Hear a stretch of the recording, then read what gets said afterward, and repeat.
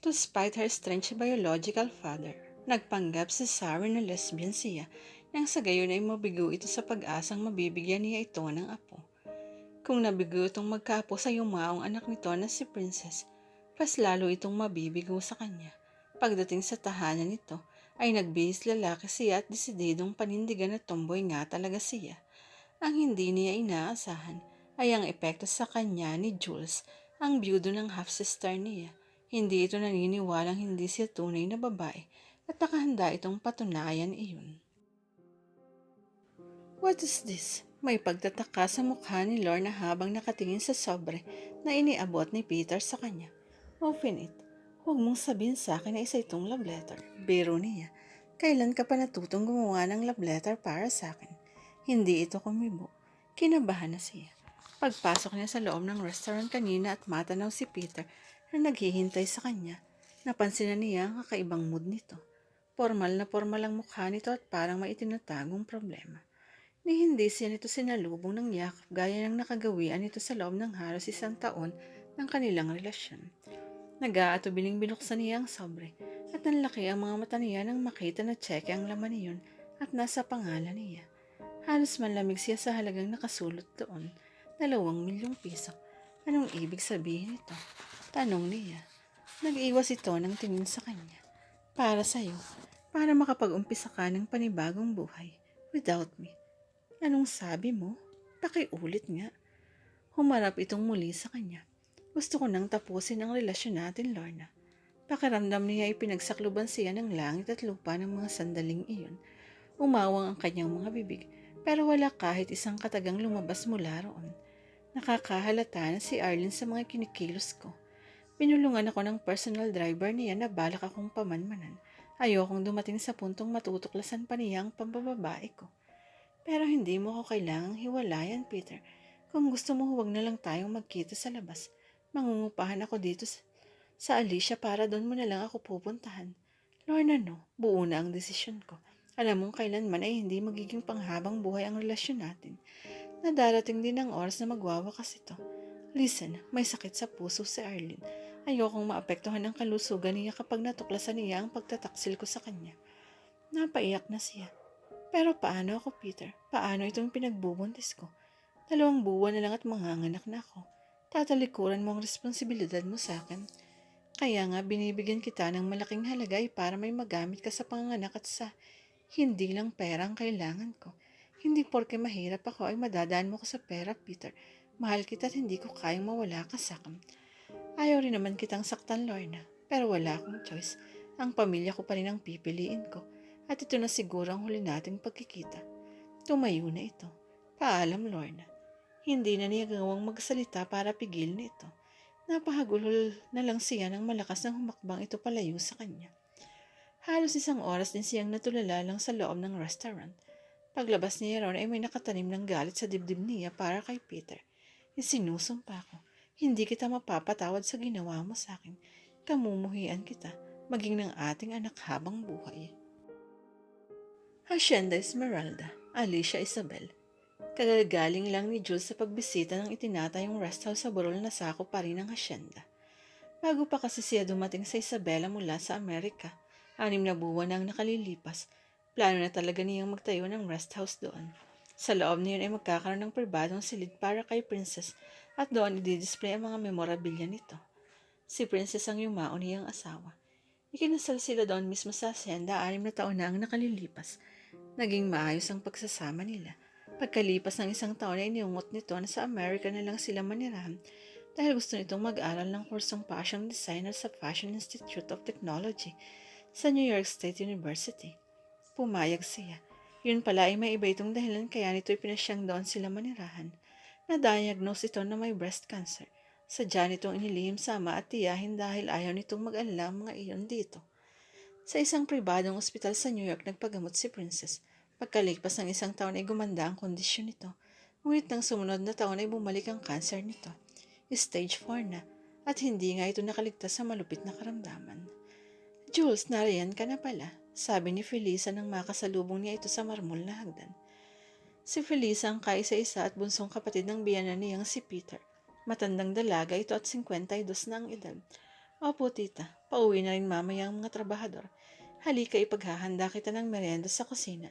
Kadadala ko lang ng merienda ng papa mo at ng bisita niya sa study kanina. Saka niya naalala yung lumang Honda Civic na nakaparada sa garahe kanina. Sino nga palang bisita niya, tita? Yung private detective na inuupahan niya. Habang nagtitimpla ng juice si Felisa ay nasa loob ng study ang isip ni Jules. Noong nakarang linggo lang ay inutusan siya ni Peter na kontakin si Nick Sales, isang magaling na private detective mula sa Santiago City, para hanapin si Lorna Canlingan sa lalong madaling panahon at ang anak nito sa babae. Hindi pa sila mag-asawa na ni Princess. Alam niya na may anak sa ibang babae si Peter. Mismong ito ang nagkwento sa kanya. Siya lang at si Tita Felisa ang nakakaalam ng buong kwento. Tita, may itatanong lang ako sa iyo, sabi niya habang kinakain ng chicken sandwich na inihanda sa kanya ni Tita Felisa. Ano yun?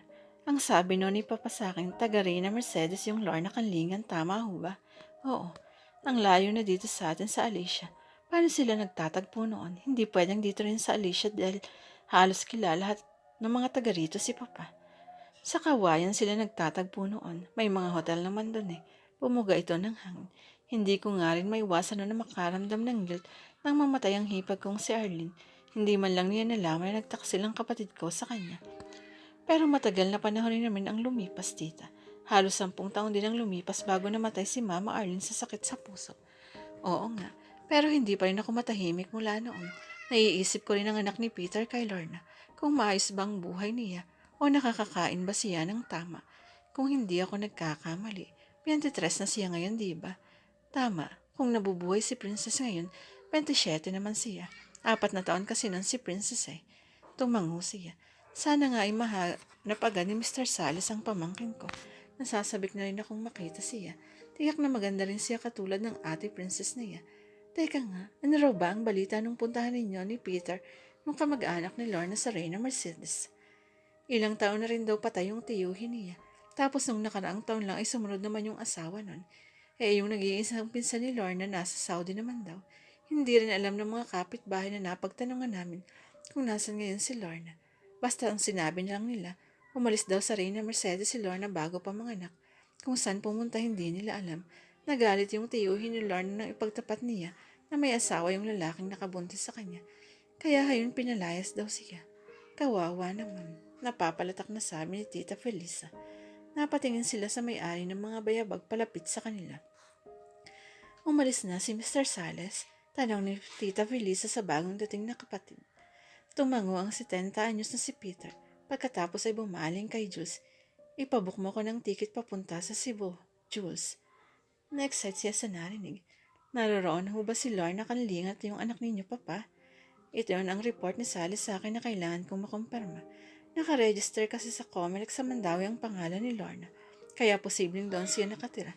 Kung saan sa Mandawi, yun pa ang kailangang alamin ni Salis. Binigyan ko siya ng 2 araw para asikasuhin yun. Kaya kailangan nasa Mandawi na ako within 2 days. Ipabook mo na rin ako ng hotel. Sige pa. Pagkalipas ng 3 araw, bumiyahe na patungo sa Cebu si Peter. Si Jules ang naghatid sa kanyang biyanan sa Kawayan Domestic Airport. Coron, Palawan. Magmumukmo ka na lang ba diyang magdamag? Nakapamewang na tanong ni Sar sa best friend niyang si Cheska na nasa isang sulok ng balkonahe ng inuupahan nilang apartment. Hindi ito sumagot. Halata sa magandang mukha nito ang matinding kalungkutan.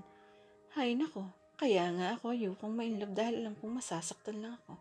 Sinabihan na kitang huwag kang magpapakagaga kay Matthew Phillips na yun dahil lolokohin ka lang, pero matigas ang ulo mo. Unang kita pa lang dyan kay Matthew. Masama na ang kutob ko. Sa gwapo niyang yun, imposibleng walang ibang girlfriend dyan sa Canada. O baka nga may asawa na rin siya at mga anak. Nangako siya sa'yo na kukontakin kapag balik sa Canada. Pero halos 2 weeks na ay wala para ni hi ni ho. Halos mapudpud na ang daliri mo sa offline message sa kanya sa Skype sa YM pero wala pa rin sagot. Ni hindi rin niya sinasagot ang tawag mo sa phone. Aba, ibig lang sabihin na hindi ka importante sa kanya. Patuloy na pagbubunga nga niya rito. Matauhan ka naman sana, please. At tama na ang pag-ilusyon na babalikan ka ng tarantadang yung next month. Napaiyak na ito ng tuluyan. Aba, gaga ka ba? Lumapit si Rito at umupo sa harap nito.